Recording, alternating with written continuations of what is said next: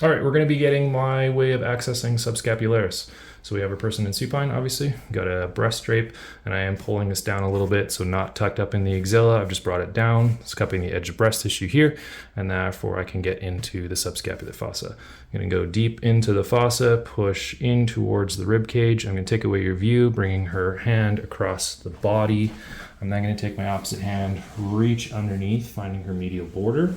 If they are helping you, you might have to ask them to relax a little bit. I'm going to do just a little bit of a shaking. I'm pulling that scapula and glenohumeral joint out towards me. I'm going to put my thumb on the back and then gain access for my fingertips here. So as an example, doing a little bit of fingertip kneading up into the subscapular fossa. With your opposite hand, I can reach underneath and find the inferior angle. So this is the inferior angle, and that allows me to kind of really pull her into upward rotation, giving me access to that subscapular fossa. I'm gonna bring the arm back a little bit towards me, and I'm gonna follow. These fingertips are gonna go up. I'm gonna grab the top of the glenohumeral joint and the clavicle, and I'm basically turning my fingertips underneath pec major towards the insertion on that lesser tubercle of the humerus. Can you gently just push your palm down? Good, and relax. Just be mindful of the brachial plexus and the artery inside that location.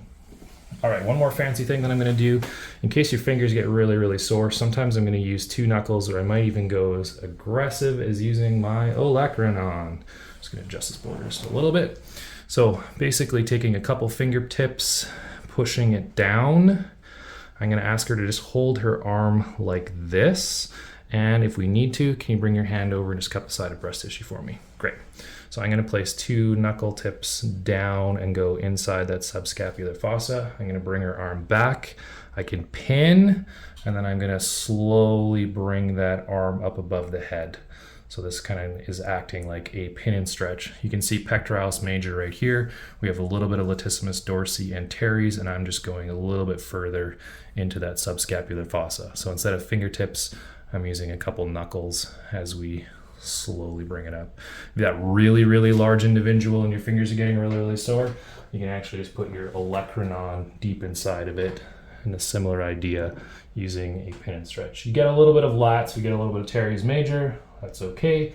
They're also doing internal rotation, but obviously my access is trying to get at subscapularis. Just make sure you're checking in on your pain scale. That is my approach to getting at subscapularis.